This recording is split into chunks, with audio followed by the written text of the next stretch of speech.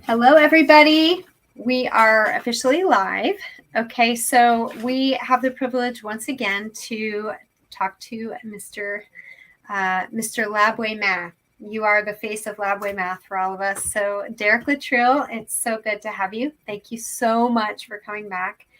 And I think we're going to have a lot of really meaty stuff to talk about, because I do think this video is getting to a place where most of us are going, okay, so now how do we do this? I think we're getting more to understand. This is the third time we've talked.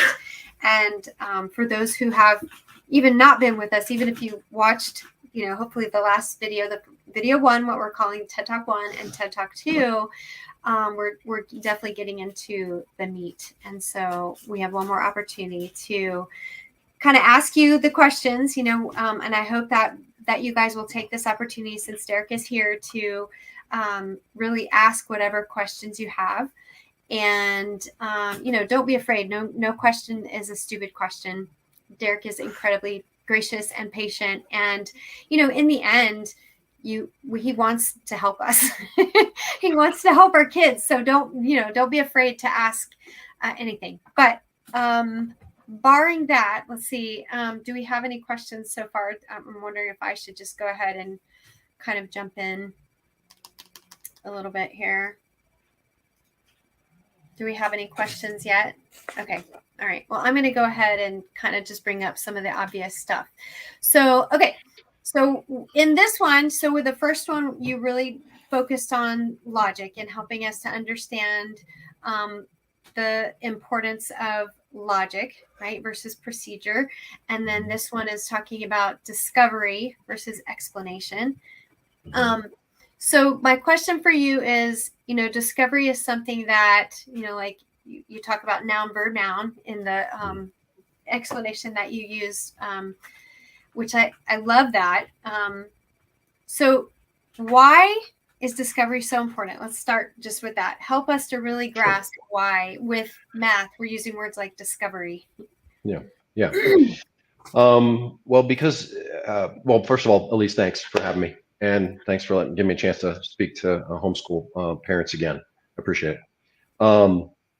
And appreciate HIP homeschool moms and the groups that have allowed me to speak to them. Discovery keeps coming up over and over again in the 4 stages that we talked about in this video. How do you handle these 4 stages? We keep talking about getting kids to discover what is this thing? Getting kids to discover the connection between the logic and the procedure. And the reason it comes up is because of the difference between awareness and understanding. If you look at awareness and understanding cognitively, when we encounter something new, we become aware of it, right? But that doesn't mean we understand it. Right. And that seems obvious, but if you look at a lot of school, classical school, that's a lot of what it is. It's a big game of awareness. Yeah. That mattered once upon a time when libraries were the only place where knowledge was, Yeah. Sorry, motorcycle. So that mattered a lot when libraries were the only place where knowledge was, and you had to store a bunch of knowledge in your head, and otherwise you had to go into the library and check everything out. So knowledge storage kind of mattered at one point. It doesn't matter so much anymore now that we have these boxes there in our hands, and we can just look everything up. We want to get past awareness to understanding of mathematics, and discovery enables that. If you're just being told something, you're going to achieve awareness, and it's going to be pretty dull, and it's going to fall away pretty quick. And if parents wonder why I teach my kid this thing, and then they forget, it's because they're becoming aware, but they're not understanding, right? Well, I was thinking about kids who are good at memorizing. Yeah. That's why they can be good at math, right? You can memorize something. Yeah. I was thinking about how Micaiah would say, I don't even remember that. And I was thinking about even my soon-to-be stepdaughter, Alyssa, says the same thing. I don't remember my multiplication facts. I don't remember, they're not good at, I was really good at memorization. So for me, that was very easy. Memorizing procedures was very easy, but that's a huge gap for math, right? I mean, that's actually a good thing, because this whole idea of discovery, at least in my experience with Micaiah, was it actually wasn't a hindrance for him to then be open to discovery. Yeah. As Yeah. a way Yeah. of, thinking Yeah. over procedure. So that's actually can be, it makes me think about like how kids, we all have our strengths and weaknesses, and typically in math, those kids don't do well, right? And they're seen as weak, if you will, not successful, but it actually makes them more successful in this way of doing math, which in the end, as we're learning from you, is like way superior to this procedural rote way of doing math, right? Yeah. Yeah. Yeah. And at least it also raises self-esteem. I mean, if you're being told things and you're memorizing them, what is it? I mean, I guess maybe you take some self-esteem in your memorization skills, but most people don't take a lot of self-esteem in that. But if you're discovering what things are, that's where the esteem building happens. That's where you get a kid to believe I'm a math person. You don't believe you're a math person just because you memorize some procedures you don't understand. So there's multiple positive side effects of this. Yeah. I mean, I literally saw that. I know I have talked about my experience with Micaiah several times in these videos, but it's phenomenal to me to see the kid who, so in talking to, Alyssa's a good example of someone in my life who very negative perception of math, and Micaiah had that perception of math too. Very negative perception, very negative way of even thinking about himself because he couldn't perform well, right, with the procedures. And since then, I was telling you this the other day, he was in front of his math teacher. He's taking Algebra 2 this year. And we were sharing with her about his experience with Labway. And she was, like everybody, like, is it really all of what you're saying? I was just saying things that were, I think that this is one of those things where it's like, is this too good to be true? And I'm talking to some moms who are, who've been watching and checking this out. It's like, is this too good to be true? And I'm going to tell you, Micaiah was all the way through geometry when I started him with Labway, and he's had really Derrick coaching him, but he had Noel, who was his coach in the beginning for months. And he was your typical kid with a view of math that was pretty negative. And as we were discussing with his teacher about his experience the past 5 months, he lit up. She asked him kind of with skepticism. She said, did you understand what I was teaching this morning, right? The first class of pre-algebra any better, or what was that experience? And I could see as his parent, and she knows him very well as a teacher who's had him several years, his expression and his brightness and the way he lit up when he talked about, I totally understood those formulas and what you were doing on the board in a way I never did before. And for me as a parent, it was incredible to see the self-esteem, the confidence, the positivity. It really was something. I mean, I believed in you, but now I can believe in you in a different way as I really watched it with Micaiah. I mean, he's not your typical age group, right? We've talked about that. Typical 7 to 11 is really where you can lay that foundation with these kids, and really where you want them to begin, so that when they get to these older pre-algebra, algebra stages, they can be successful. But the thing is you guys, what they're doing with students is so this idea, like the Socratic, I guess we can get into that, but anyway, but it's so helping them to discover for themselves. It's asking them questions and processing in a way that they can relate, and everyday language, everyday things. When they're learning fractions, it's about, like we watched in the video, it's about cake, things that they relate to, and they get it. They really get it. And it's beautiful to see their self-esteem. Okay. So moving on from there, the whole why of discovery. Now you want to help us with the how of that? Like, how do we do that? Like how? Yeah. I think, sure. I think the one of the simplest things to try and do when you're starting out to build a kid's discovery is to borrow a couple ideas from Singaporean math.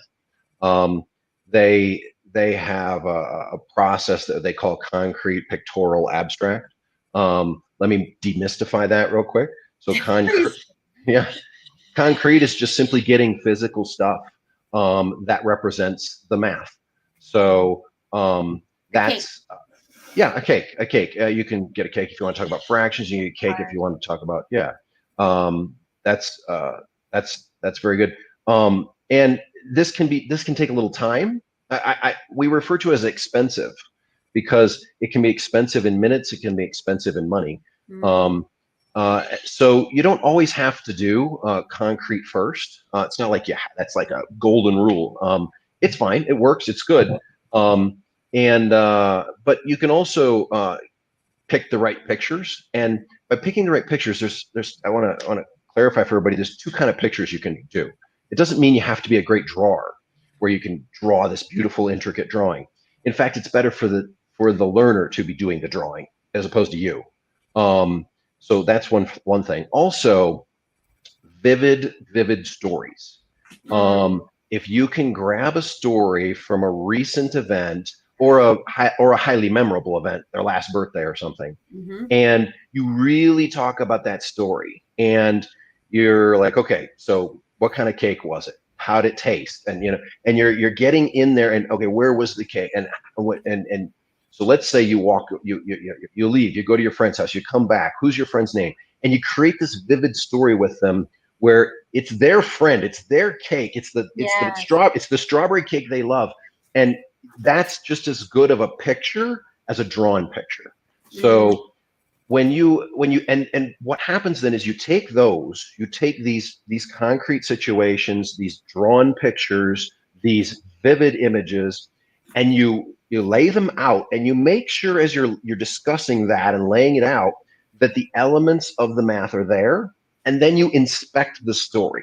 So in terms of how do you do it, do one of these three things, right? And then make sure the elements of the math are laid out, and then just have a discussion inspecting the story, asking questions. Okay, so if you walk in the room, how much cake did you see? I see two pieces. Okay, do you see the pieces that are gone? No. Okay, so what is the numerator? We refer to the top. The top, what's the top? What's the numerator? Well, those are the pieces I see. Okay, and do you see the denominator?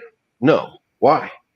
Well, because it's just what we could have. Exactly. It's what you could have, right? And in a discussion, the child can discover, as long as the picture's vivid and you're both there and you're both in the same place, the child can discover that logic. It's not rocket science if you come up. And so it does take a little preparation. You got to think of what story we're going to discuss, what things are we going to chop up, add up, whatever, those kinds of things. But this even works when you get to algebra. What Mikhail will soon do is we'll talk about the relationship between zits and dates. Um, and, so, and, and Oh my God. so, I just got right, great visuals with that one. every young boy wants to graph the relationship between zits and dates. Um, and so these kind of, but if you want to discuss something interesting, but that depends if the boy's interested in going on dates yet. Right. Maybe he's not. But if what you the key is to just be able to have a discussion that's Yeah. relevant, right? Yeah. And then inspect that discussion. And that discussion could be drawing or hard physical stuff, whatever. Yep. Well, anybody wants to talk about themselves. That's like, everybody likes to share their birthday party or, share something that's going on in their life. That's easy. And so it makes it fun too. Mhm. I noticed even yesterday when you were speaking with Alyssa, if I could, it's like, all of a sudden she began to talk a little bit, even though it was rough getting a teenage girl to talk who was tired and not willing to talk. Yeah. You found a way to, immediately kind of make a connection. And I think by the end, I could hear the talk came a little bit easier, right? So everybody loves to talk about themselves, and the discovery process is just that much sweeter. And I've heard, several of your sessions with Micaiah, it's the same thing when they're talking about something that interests them, which you do. And I know Ashley talked about that with Lincoln, little kids especially, right? Anything Yeah. that's a Lego or a character or a series or a toy, that they're involved with. it immediately, it's application. I think that's been the hard part of math for forever, right? Discovery and application of things that are right before them. Okay. Do we have any questions in the group? Trish, is there anything? I don't want to like take up the whole time with saying stuff. Is there anything I'm missing? No, not yet. All right. I want to make sure. So, all right. So fine. Let's think maybe about, you talked a little bit about, so with the way that you guys do math, we've talked about the critical thinking. Obviously discovery is that, like letting them discover something for themselves by asking questions that are leading, right? But not leading them to the answer per se, right? Helping them to come up with the answer themselves, right? So you want to talk more about like why that's so important with what you're doing? This is one of the toughest things to master is the Socratic method and what kind of questions to ask. The best thing I can tell you is just if one piece of advice. I'm going to give several, but if I'm going to just give one piece of advice, it's ask genuine questions, not leading questions. If you know what the kid should say when you ask the question, that's a leading question. Then it feels manipulative and they're not interested. If you ask a genuine question, then the kid could say anything. Yeah. Right? And you don't know what they're going to say. And that's a good question. Yeah. And so what do I mean? A simple example, if the kid's already discovered the logic and already discovered the procedures and they're just applying it to a new kind of problem, you'd say, how'd you do that? Why'd you do it that way? Right? I don't know what you're going to say if I say how you do that. Maybe you're going to come up with some weird procedure I haven't heard of. I don't know and if I say, why do you do that way? I don't know exactly what you're going to say when you say that, right? I might be surprised. Another more help on the Socratic method. So I think another principle to follow is to evaluate yourself, like to look at yourself as you're doing it and say, who's talking the most? If I'm talking more than them, that's not the Socratic method. If the kid is talking more than me, then you're on the right track. You're headed in the right direction. It's a 60-40 rule. If you're perfectly Socrates, well, then, you only ask questions. That's all you ever do. And the person learns, but none of us are perfectly Socrates. Right. So, but asking, when you're asking a lot of questions, when they're doing a lot more talking, whenever you create those stories that I talked about, co-create those stories. Don't just tell them a story, get them to make up parts of the story with you. Right. When you're investigating after the story or the concrete situation or the picture is built and you're investigating, that's natural to ask a lot of questions. But careful, don't ask questions that are like very ambiguous. Like, well, what do you see in there? What do you get out of that? That doesn't help, right? You can say, it depends on what you're inspecting, but you've got to direct them to, okay, that number, where do you think we got that number from? That's a much more answerable question than what do you see there, right? So just make sure you get specific as you investigate. The questions you ask need to be specific. And then if you're later, you're past this stuff, right? You're past the discovery of logic, the discovery of procedure. You've done a bunch of fluency exercises where you've applied that to a bunch of different problems, and maybe there's some forgetting going on, right? Well, the questions you want to ask there, refer them back to the previous stories, refer them back to the previous pictures. Remember the picture we drew of this? Remember the story about your birthday cake?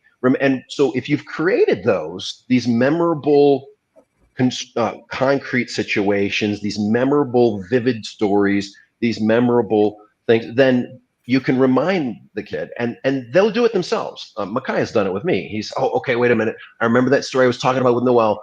And the memory starts to jar and kick in, right?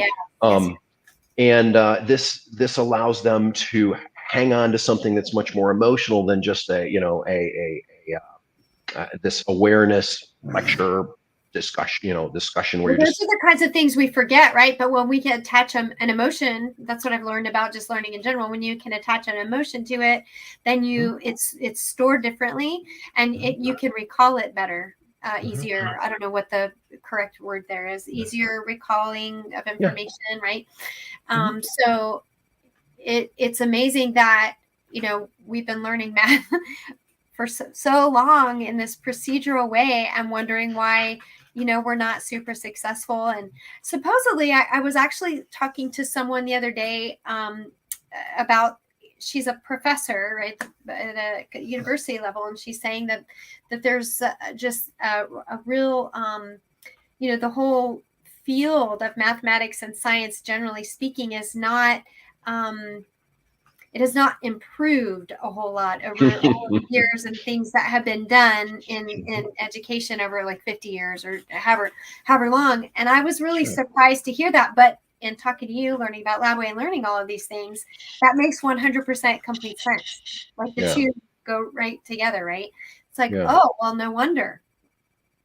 Yeah, I think people have been afraid. We've had a lot of breakthroughs in understanding about how people learn, but people are afraid to mess with the area of mathematics. Like, that's some kind of sacred ground that we have to keep just, doing it the same way they did 100 years ago. And how's that working out for us? Yeah. Not right. Not that great. Not so great, right? Yeah. Well, yeah, I'm super encouraged that you're here, but also as a parent, I'm glad that I feel like logically, like being able to do this without you guys wouldn't be something I feel like I would be very successful at. I think doing this through literature and through history, Makai and I are doing a curriculum together that, it's very Socratic, and I've always loved that. I'm wanting to develop critical thinking skills in my kids. I mean, I think homeschoolers in general, that if you polled, your average 9 out of 10 of them would say, this is really important to me. I was just talking to a mom, just today, new homeschool. She's got, I don't know, 3rd through 5th grade. And she will say, that's why I chose this curriculum. Mm-hmm. And the fact that you are available to help us navigate that with math, I mean, there to me, it's a no-brainer, and that you guys are making it so accessible with the way that you're doing everything. I'm so happy to recommend that people give you a try. I don't know why anybody wouldn't do this, to be honest. I mean, you've kind of, every barrier is down, so money is certainly not going to be anybody's reason. And you guys are very accessible, and I've appreciated that. You've always been accessible when there's questions. People have been, I know people have had to ask you questions. So thank you for what you're doing. I'm really excited to have you in this space, and I'm been thrilled that for the past few months we've been able to kind of get you out there to let people know that there's this option. So it's the kids who are doing well, even the kids who procedurally, like myself, are doing well. If you're not logically processing this, you're doing your kids a disservice. There is a way to help even the strongest, right, math child to open a whole new world for them. Yeah. You reminded me of a story. We just had a couple new folks start this week, and there was this one young guy who was quite good at math, but his mom, she's convinced, she's like, well, but he doesn't know what it means. So the coach got on there, the coach was working with him, and the coach was new. And the first session was a little rough, and them getting used to each other. The second session, the coach went in, and we gave the coach, the master coach was working with the coach to say, okay, try these questions, go slower here, do these. So then the coach went back in and did that, and just the kid was sharp. He was really sharp. The coach just had to bring up the right questions, the right stories. And the kid was going, oh, I think I know what you're talking about. It's this. And the coach was like surprised that the kid was getting it so fast. So yeah, it's a fun process for some kids that are really, they're quick. They're just waiting for someone to have a different discussion with them, a different kind of discussion with them, right? And others who are struggling, they're definitely waiting for somebody to have a different discussion with them. So it works really from end to end. Ah, man, so good. So generally speaking, in the end, if we're saying, hey, this is not something I as a mom am super, good at doing, turn it over to Labway, let them help.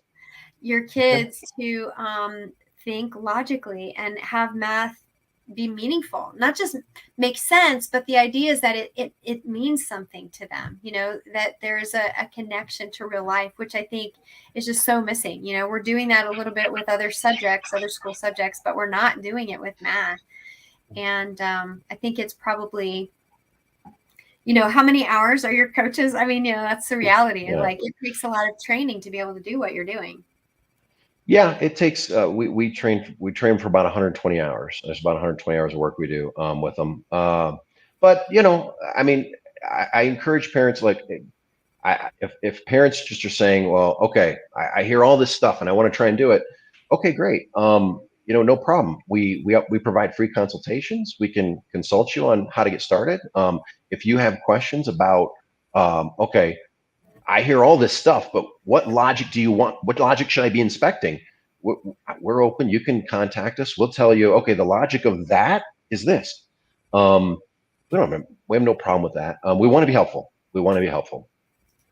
That's awesome. And yeah, like, you truly mean that. I know from the conversations we had about your passion and education, and just really helping to bring this over here to the US, where it's just not, and it's funny, the one thing, it just brings it around to thinking about why this is so perfect for the homeschool environment versus, being in a public setting, is because the public setting, teaching this, doing this with 30 kids in a classroom is just not conducive, right? This needs a small group, and that's what's perfect about. And I haven't gotten to see that dynamic. I actually would love to see some of how it works in the small group setting, because I would think that would be really fun for the kids to be bouncing things off of each other, right? And having more of that experience. But anyway. Yeah. There's a little bit. There can be a good dynamic. You're getting a little stuck mentally, and the other kid can take over. So there's a little bit of relief there sometimes. Yeah. Yes. Awesome. Well, I think, is there anything else you can think of that might be important that you want to communicate that we haven't kind of touched on? No, I guess the last couple pieces of advice, if people are if parents are trying to figure out, okay, how do I figure out what the logic is that I'm supposed to have in these stories, or have on this paper, or what kind of logic I'm supposed to be inspecting? Okay, I heard all this advice about what I'm supposed to do, but what's the logic of division? Is there some magical logic to it? Yes, there actually is. There's two forms of logic, and one of those logic is more superior than the other. And if you want to know that kind of stuff, you can contact us. We'll tell you for free. That's awesome. Do you want to tell us real quick? Instead of leaving division? Yeah, do division. Yeah. I love watching you do it. I'm fascinated watching you with Alyssa last night, watching the videos I watched. I am fascinated every single time. Okay. It looks like an art to me. Like, it's like someone painting when I listen. I'm fascinated. So go ahead, do the division part. And maybe it's just for me. Maybe no one else is. Well, okay, but you want to do the whole discovery of it, or just want me to tell you? Tell you the two logic. I'll just tell you. Yeah. Okay. So most people look at division as, if I take 10 and I divide by 2, that I'm dividing 10 into 2 equal groups, right? Which is fine. That would be like, okay, I've got 10 toys, and I'm gonna share it with my friends, and so how many toys would I share with each one? But the real question of division is, how many times can 2 go into 10? Got it. And that is logically superior, because that is the logic that echoes through mathematics. Okay. The first form of logic is not incorrect, but it doesn't echo through mathematics. The question of the bottom, or going into the top, if you picture it that way, that is how many times this can go in. So you want to actually explore both. You want to have stories that the child can identify both forms of logic. The first one works really well with younger kids, and they struggle to get their heads around the second one.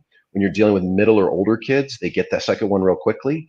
But they got to get both, because eventually this one has to go away, and you got to hold on to this one, because it's what's going to echo later in algebra and geometry and trig. Okay. Awesome. It's so interesting. I love it. Well, thank you. I mean, it's just been such a treasure to have you. I know Trish is going to do some, different kinds of interviews with you because you are a treasure house, treasure store, however that goes, of just knowledge about learning and education that I think so many of our moms would be so encouraged to hear. So I'm super happy about that. We've loved having you around here. I'm glad you're going to stay around here. I'm not saying you're leaving, but it's been great to do these interviews and to share this with moms. And I guess if I get to leave, if I get the final word, since I'm the one doing the interview, I just really want to encourage moms. I mean, one more time, is not going to hurt one iota. He doesn't bite. He's totally sincere. He will give you his time and explain, how this can work for your child. You can do an interview. I watched him do yesterday with my soon-to-be stepdaughter, and I was fascinating how good you are at what you do. She was not in a position to want to talk a whole lot, and yet, you could ask the kinds of questions to draw her out to discovery, to all of a sudden begin to open her up. And that is literally just the beginning, Yeah.